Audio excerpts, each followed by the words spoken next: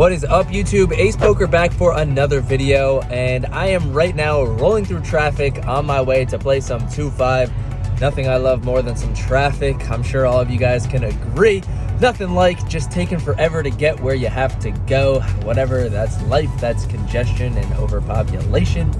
But we're on our way to play poker yet again. We won 5 sessions in a row, and then we lost last session. We had to fold queens pre-flop. If you haven't seen that, check it out down below. And we got it in with 7-2 suited. So let's get right on to today's video. Hopefully we can get back on the winning side, get back to 5, 6, 7 wins in a row. Thank you guys for watching, and as always, I hope you guys enjoy the hands.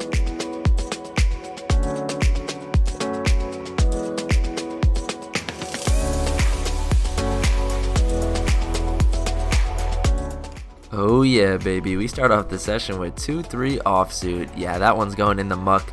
Thank you guys for coming back for another episode. Vlog 40, I really cannot believe that I am on 40 already. Thank you guys so much for supporting me and coming out to all of these vlogs and videos. You guys really just make this dream possible. So thank you, and without further ado, let's get right into the hands. Alright, but actually our first hand that we play is pocket king, so that's much better than 2-3 offsuit. As you see, the entire table limps here, and we're in the big blind. Like I've always said, my favorite position to be with a big hand.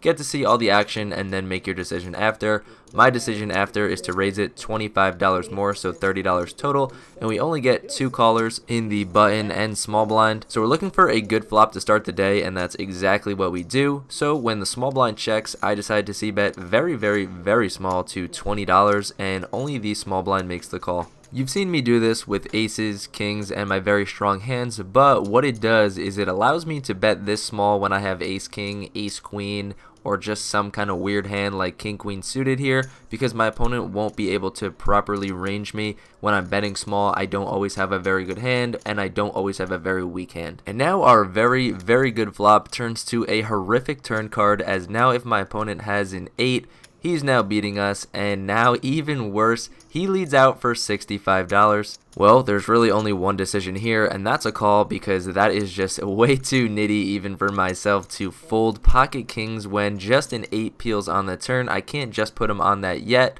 but our worries very quickly vanish as the river is yet another 8. So now we have basically the best hand possible. If my opponent has quads, he's going to get the rest of my money. He has $300 left in his stack, and he starts counting out chips. And he does something very weird, which actually slightly concerns me. He decides to just count out and bet $200, leaving himself with $100 behind. It's very weird. I think if it was a bluff, he would be going all in. And honestly, I feel sick at this spot, but there's nothing for me to do. I kind of basically snap called in the moment, and my opponent mucks after I show the kings, and later he said he had pocket queens. I don't quite believe him, because I feel like he would have showed that, because that's a pretty gross cooler. But if that's the case, great way to start the session, kings over queens. I'm very happy that that river came another 8, because it would have been very gross had it not been that. Can't complain. We're up about $300 to start the day. No better way to start, and let's keep going. Yeah, my suspicions were correct. This little liar. If you see here, he shows, I think, is a 9 or a 10. Yeah, he did not have pocket queens. Like I said, he would have showed it, and I only just realized it after I filmed the voiceover when I was just editing the clip. Wow, never believe anybody at the poker table if nobody's told you that one yet. But I mean, really, how are you going to lie to somebody that is sitting next to you filming this session? Oh my goodness, how dumb could you be, man? For the next hand here, we look down at the beautiful ace king of diamonds. We are under the gun, and we limp. That's right, we put in the $5, hoping that somebody raises, and that's exactly what happens, as the player to my left opens it up to $55. Yeah, there's no straddle on. Nothing. You guys have seen all these videos. That's why I keep coming to these home games. People just do crazy stuff like this all the time, and even crazier, the button cold calls the $55. So there's $110 in the middle. We have a good hand, but not a pair. I don't always love going crazy with ace king, but ace king suited, you know, there's a lot of dead money in there. We definitely could take it down. I 3-bet it up to $200, and both players pretty quickly put in the fold. I show it to show that I am not messing around. We take down the dead money, and we're up about $450 to start the day. Always nice to take down ace king without seeing a flop. Little chip stack update, we're sitting with about $1,300, $1,400. Let's see if we can hopefully keep all these chips and keep on building. Alright, get ready for really one of the craziest hands I've ever played, and I know I keep saying that, but really just watch and you'll understand why this is seriously like the craziest thing ever. So we look down at ace king suited, yet another very good hand. Under the gun +1, as you see, that button is a $10 free straddle, so when it's on me, I raise it up to $35. One player calls, and then the player that's on the straddle makes it $100 more, so $110 total. It's really not that much more for me to call. I've got a super good hand. I'd be in position on him, so I put in the call. Like I said, I don't always want to go crazy with ace king. Plays perfectly fine as a flat, and the other player folds. So just me and him are going to an amazing board, king high. I definitely think I have the best hand here, and now my opponent leads right out for just $100. I don't think that there's any merit to raising here. There's not even a flush draw out there. The only hand that may call a raise is like king queen or queen jack for an open ender, so I just flick in the call. The turn is essentially a brick, and now under the gun checks, so I'm not very sure what type of hands he would be checking here. As you saw earlier, this was the same player that went crazy when he claimed he had queens. As you see his hands all tattooed up, the same player. So I'm actually a bit concerned when he checks here, because as you saw earlier, he triple barrel bluffed. So I think if he was doing this with some sort of bluff like ace queen or something that just has absolutely nothing, he would continue betting here. So the check does make me think that he is weighted towards some sort of value. Like I said, maybe king queen. Obviously king 10 beats us. He could have king jack suited, but I don't really think that there's any river to be afraid of, and I decide to check back. And now the river comes, one of the grossest cards in the deck, the 10 of diamonds. It completes the backdoor flush draw, and now any 10 now makes 3 of a kind. But when under the gun checks for a second time, I don't think he's got anything at all here. He has about $275 to $300 left, and I go all in. I think that there was only one sizing there. I didn't want to put in a thin value bet and just really get paid off by king queen, king jack. I really want to go for the max here. Like I said, I think he's got some type of value. And that becomes very apparent when he flashes me pocket aces. Oh my goodness. Not only does he have some sort of value, he has the best hand. Yeah, now my heart is going crazy. I am just staring at the board. He asks me, if I fold, will you show? Don't answer that question if anybody asks you that. Just stare at the board. If you were looking up to watch the TV, just continue to look up and watch the TV. You want to just stay consistent in whatever you are doing. For me, I just decide to look straight at the board. I don't move. I don't do anything. I am trying not to swallow. I am trying to just calm my breath, calm my breathing, because this is insane. And he's actually in agony. He is like literally debating a fold, and I'm like, oh my goodness, he is crazy if he just folds this. And after a long time, he folds. Oh my goodness. In his tank, he said just so much stuff gets there. The backdoor flush, the 10. Oh my goodness, why would I have any of that if I checked the turn? Oh, what a disaster. But oh my goodness, everything is going right for us in this session. This is just a dream session. And guess what? When he left, he said, will you just tell me what you had? And I said, you made a good fold. I had a 10.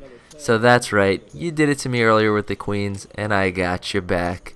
Boom. Roasted. Time for the run out. You guys are new here, or you just need a reminder, everybody at the table puts in $25, and the host adds $100. So this is quite a nice pot if you could win it.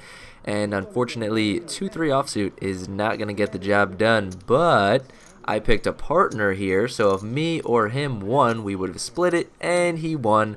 So, like I said, everything is going in our direction, and we win about $100 here. Ship it. This guy just needs to Now we've got about 15 or 1600 in front of us. We are rolling. Let's keep it going. For this next hand here, we look down at king queen suited, another really beautiful hand. The button straddle is on for $10, so it starts on the small blind, and basically the entire table calls $10, so there's about $80 of dead money in there. I raise it up to $100, fully expecting to take down the pot, but the small blind, my partner, spoils my plans. He goes all in for $175. Obviously, there's no way I'm ever folding. I make the call. How much is it? Snap calls the man on the. I don't have no player. I don't have no player. Neither do I. We're a gambler. I got ace king. Do you really? Do you really? Oh, I'm fucked. And he says, I don't have a pair, buddy. And I say, neither do I. And he says, I have ace king. And I say, great, I'm screwed. The run out comes, we do not bink a lucky queen, and we ship the money back. But, I mean, it's only right. He was my partner. He gave me half of the pot earlier, so I basically just gave him his money back. But it does put a little bit of a halt on our continued winning run. Hopefully we can get back to winning on the next hand. Alright, back to, you guys know, my favorite hand. Yeah, ace king. Alright, the splashy man to my right raises to $20. We put in the 3-bet to $80, and the player to my left cold calls the $80. Already a rough start, because when it gets back to the splashy man to the right, I already know he's calling, and that's exactly what he does. So ace king sandwiched in between two players just really is not a good outcome. It's not even suited. You guys guessed it, the flop comes just brick, brick, brick. A flop that just absolutely smashes both of these players. So when the player to my right checks, I check, and actually the player to my left checks, hoping to maybe bank an ace or king on the turn. Nope, gets even worse. The player to my right leads out, and we unfortunately have to fold. If this was heads up, especially against the player to my right who just folded aces to me earlier, I definitely would have put in a bluff and won this hand. But like I said, that's why I don't like going crazy with ace king, because when you get a couple callers, you know you don't flop an ace or king. Pretty darn hard to win the pot, and that's 2 losses back to back. Let's turn it around. Alright, for this next hand here, we're playing short-handed. I think there's 5, maybe 6 people at the table, but we look down at Queen 9 suited, a very good hand, even if it's a full ring table, but short-handed, very, very strong. We are in the big blind, the under the gun player limps, the under the gun +1 raises to $25, the small blind calls, I call, and the under the gun player calls as well, so we're going 4 ways to an amazing flop. We flop a gutter, a flush draw. I mean, what better flop could we possibly ask for? The small blind checks, I check, looking to set up a check raise, but the action checks around. That's the other half of check raising. You need somebody to bet, so unfortunately we're going to a free turn card in which we turn top pair, so this board just keeps getting better and better. Obviously a very, very connected board here, so we do have to proceed with some caution, but when the small blind checks, I lead out for $30 sort of to get maybe some value, see where I'm at, maybe somebody else has a straight draw, but now under the gun raises me up to $100. Both other players fold, and obviously we could come back over the top here, but I think that we've got plenty of equity, and I'm sitting very deep, and this player is actually covering me, so I don't want to bloat this one out of control just yet. I flick in the call, looking to hit a club, another queen, maybe a 9, I don't really know. But the river comes an ace, which is actually a disgusting card, because if my opponent was bluffing with the ace high flush draw, he would have just got there. I know that we blocked that, but I decide that there's really not much merit in betting here. So I check, my opponent snap checks it back and shows ace 10 of clubs. So I'm grimacing as he got there, but feeling very, very, very blessed that I did not see a club, because I don't really see how I could have gotten away from this. This player is very splashy, been doing a lot of crazy things, and I was looking to actually get involved in a pot with him. So I am just grateful that I escape with very minimal wounds here. Moreover, just frustrated at just how much of a setup and gross run out this hand was. No, you are not seeing double. In the next hand, we look at the exact same 2 cards, so it looks like maybe we have a chance at redemption. I am in the small blind, and it folds all the way to the button, who makes it $15, which nobody does in this game, even though that's kind of a sort of standard raise. I put in the call, don't want to go crazy with a 3-bet, and 2 other players make the call. We see another good flop where we flop yet another flush draw. I check, looking to set up a check raise, and this time our wish is granted as the button now bets out for $25, and I pretty quickly put in the check raise to $85. Folds back to him, and he puts in the call. He took forever to make this call, literally tanked for like 2 minutes, so it really didn't seem like he had much here. So it looks like he might have some sort of overpair here, maybe a better flush draw himself, so might have to proceed with caution, but the turn card is a very, very, very good turn card. We now have an open-ended straight draw along with our flush draw, so we may be equal or ahead to a lot of different hands. So I continue to put on the pressure here and bet $155. My opponent thinks about it for a little while and makes the call. I was very disgusted to see this because my opponent had about $230 or $250 left, so he literally has crumbs left. So if I do not hit a straight or a flush or even a pair, I can't push him off anything. But doesn't even matter because the river comes a complete brick, another 2. I check and my opponent shows king 8 offsuit. King 8 offsuit. Yep, so as good as the session started, just continually goes down now. Yeah, I mean, somebody made a comment on my Instagram once that, you can't make good poker moves against bad poker players, and that's correct. So I don't know what he was expecting here, what he put me on, but whatever, good call. Gonna have to keep going on, and hopefully we can recoup and book a win to end the day. So yeah, I guess frustrating definitely could be a word for how today's session has been coming to an end. But let's see if we can pick it up with 8-10 suited here. There is a button straddle to $15. He has the free 10 on plus a 5.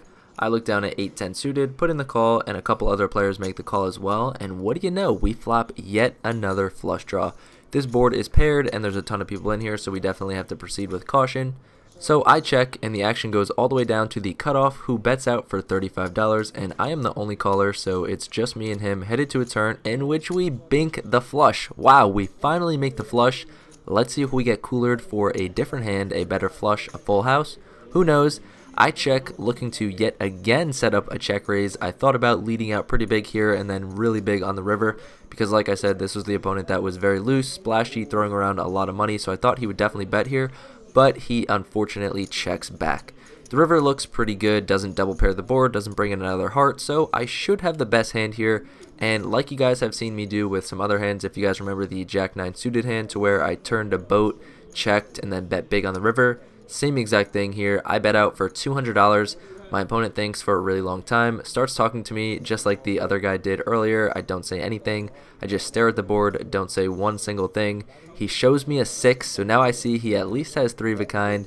Definitely does not have a full house, or else he would have snap called or raised me. He thinks. He picks up his cards like he's going to fold, and I am literally so annoyed. I'm like, please, just put in the call. He puts his cards back down and puts in the call, so we finally get paid off. We show the flush. He says, nice hand. We can finally breathe a little bit of a sigh of relief as we are back over the even mark. Think we're up like $70. Does suck as we were up over $800 at one point, but, can't complain. Not losing anymore and back on the right track. Alright, what a better time to recoup some of these losses and end on a very, very good note. We are in the $10 free button straddle and look down at the beautiful Pocket Kings. They are here to save us, the Cowboys. A couple people called it $10 and then I bump it up to $50 more. Gets back to Under the Gun, who goes all in for $150. I just snap call. Oh my goodness, this would be an awesome, nice pick-me-up for the end of the session. We could book like a $350, $400 win to end the night. The run out comes ace right on the flop. Not good. You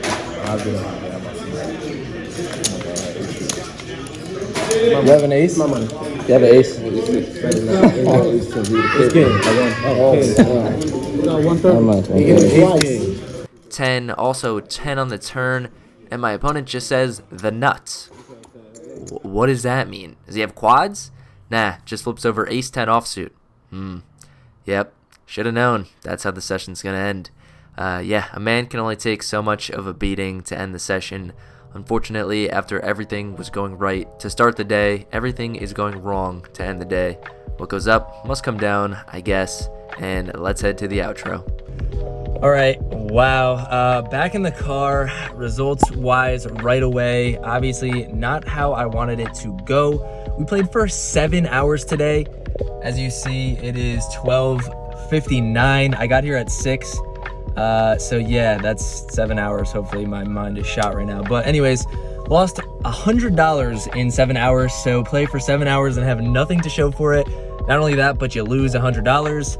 Little rough. We started off great, up $500, $600, $700 right away. And then I just went through the most card dead spell I've ever went through in my entire life. From probably 8:30 until now, I won 2 pots.